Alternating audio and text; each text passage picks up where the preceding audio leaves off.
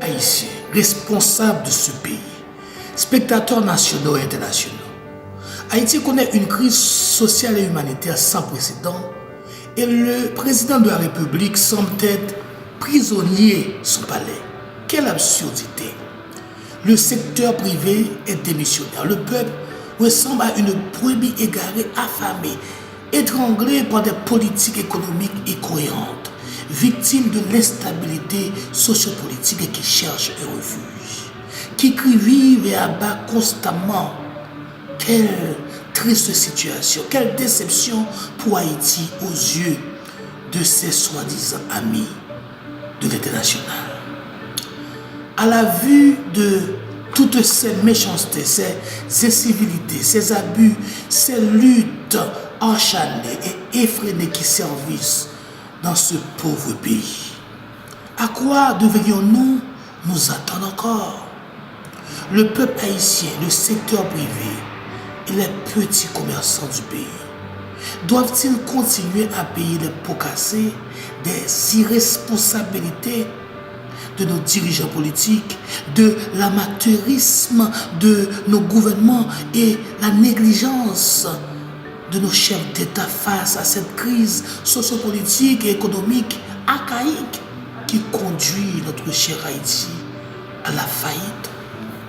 Il semble que la route du nouvel Haïti devra être également plus sombre, car il n'est pas sans savoir que la précarité est devenue de jour en jour plus prononcée pour plus de 10 millions d'Haïtiens qui vivent avec moins que $1 par jour et confrontés à des difficultés à faire face aux exigences de la vie.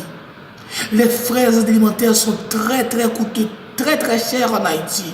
Et malgré l'alerte de quelques organisations de la société civile depuis plusieurs années, il est clair qu'aucune décision de la part du gouvernement en place n'a été prise pour apporter une réponse appropriée d'abord à la situation de pauvreté extrême qui se pose, de faire baisser les prix afférents aux charges fixées sur la nourriture, le carburant et trouver la solution pour pallier à cette crise d'électricité et encore à cette crise de corruption qui date de plusieurs années.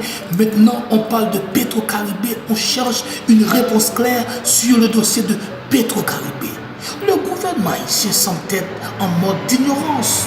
Pourtant, le pays est en train de faire face à une situation chaotique et décevante qui donne l'impression qu'il serait sur le point de déboucher sur une guerre civile qui ne ferait qu'empirer davantage l'état pitoyable et lamentable du pays en raison de cette crise sociopolitique dans laquelle il se trouve déjà et qui la ronge à ne plus en finir.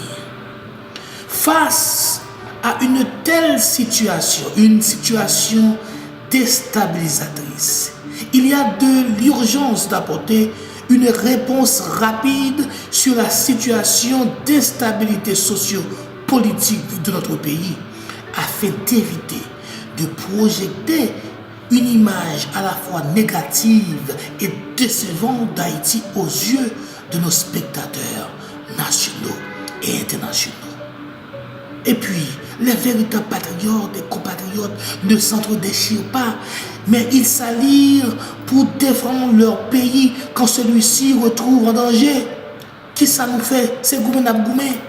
Nous constatons que l'instabilité politique a continué d'entraver notre pays, la capacité du gouvernement haïtien à répondre aux besoins fondamentaux de la population, à résoudre des problèmes de longue date en matière de droits humains et de faire face à des crises humanitaires.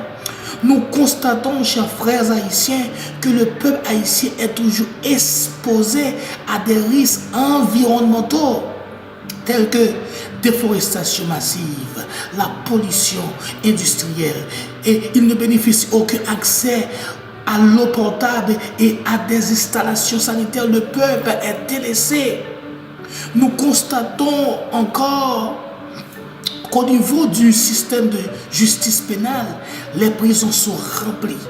Et cette surpopulation est essentiellement due au nombre important d'arrestations arbitraires. Ainsi, de nombreux détenus vivent dans des conditions inhumaines. Nous constatons que l'analphabétisme est un problème majeur en Haïti, car près de la moitié haïtiens âgés de 15 ans